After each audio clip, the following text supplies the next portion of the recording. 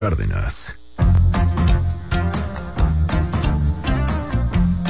Hoy será un día importante en el Instituto Nacional Electoral, toda vez que estarán discutiéndose los dictámenes de la Unidad Técnica de Fiscalización que señalan que los candidatos del Partido Acción Nacional, Guillermo Anaya, y del PRI, Miguel Riquelme, a la gubernatura de Coahuila, se pasaron el tope de gastos de campaña. Hemos estado ya platicando con algunos de los consejeros electorales. Vimos que algunos tienen un punto de vista sobre estos dictámenes. Obviamente otros van a ir en cierto sentido.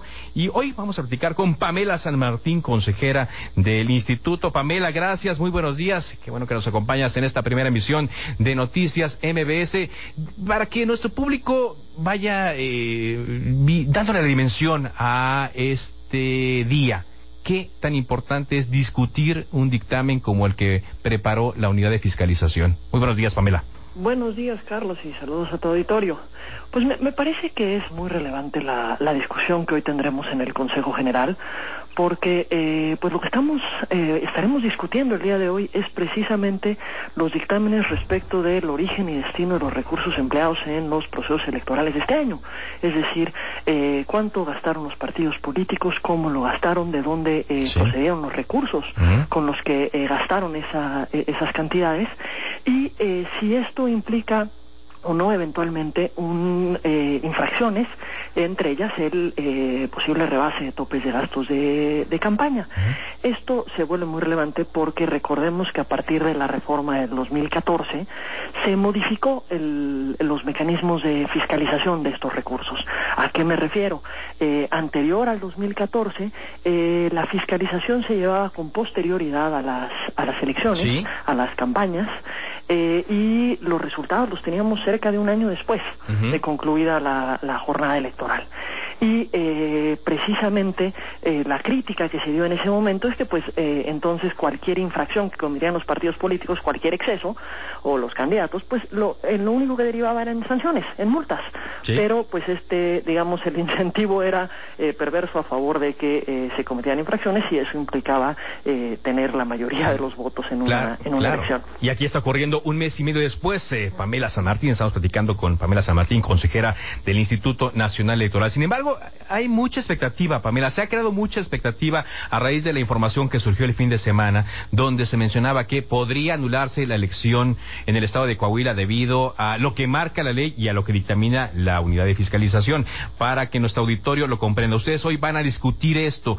¿Cabe la posibilidad de que este dictamen sea echado para abajo por algunos consejeros? Y cabe la posibilidad de que lo aprueben y se mande al Tribunal Electoral.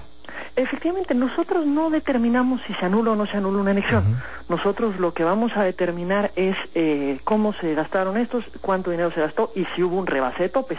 El rebase de topes, nada más es una cuestión que es importante tenerla clara, no es una cuestión que se determina en sí misma, sino es la sumatoria de los gastos que se tuvieron a la luz del tope que se estableció. Es decir, si se determina qué es lo que reportaron los partidos y los candidatos y qué es lo que la propia autoridad detecta que no reportaron los partidos y los candidatos.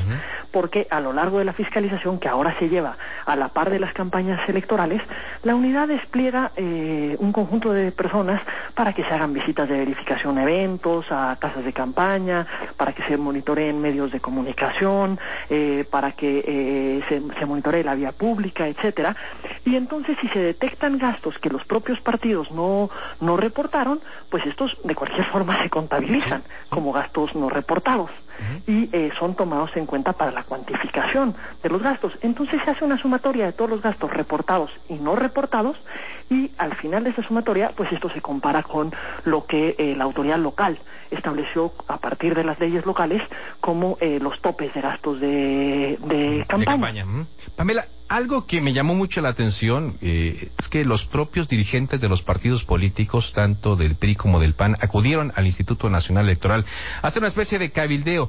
En lo particular, tanto Ricardo Anaya como Enrique Ochoa, ¿platicaron con usted? Sí, efectivamente, ¿De qué hablaron? a platicar los dos dirigentes de estos partidos y representaciones de distintos otros partidos ante el propio Consejo. Recordemos que el Instituto Nacional Electoral, el Consejo General, está integrado también por los partidos políticos y por los consejeros del Poder Legislativo, por lo que hay una constante y permanente comunicación con los propios actores, porque forman parte del Consejo General. Cada uno de ellos expusieron sus razones por las que consideran que alguna cuestión o algunas cuestiones del dictamen deberían de ser revisadas, y el papel nuestro me parece que es escuchar cuáles son estas razones, analizarlo a la luz de las constancias que tenemos, de las constancias que se aportaron en tiempo y forma al expediente, y poder determinar al final del día estas cuestiones. Hoy veremos una discusión que será abierta, será pública. Todas las sesiones del Consejo General son públicas, se transmiten por internet. Esta sí es una de las grandes ventajas que hay para un tema de transparencia y de rendición de cuentas. Todos y todas pueden seguir la sesión, esta y todas las sesiones, escuchar las discusiones y las razones que cada uno de nosotros daremos respecto de la postura que tomaremos sobre los distintos temas que se discutan.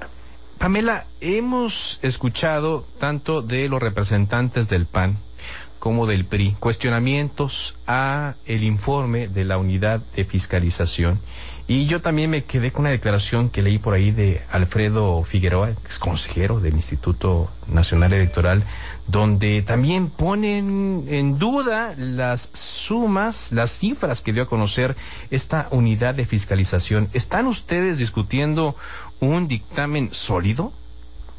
Me parece que esos son exactamente los temas sobre los que se discutirá, qué elementos son los que están contenidos en el dictamen, si hay cuestiones que son faltantes, que ese es precisamente parte de la discusión que tendremos el día de hoy. Me parece que hay muchos elementos en el dictamen que son sólidos y que dan lugar a las conclusiones a las que se arribaron.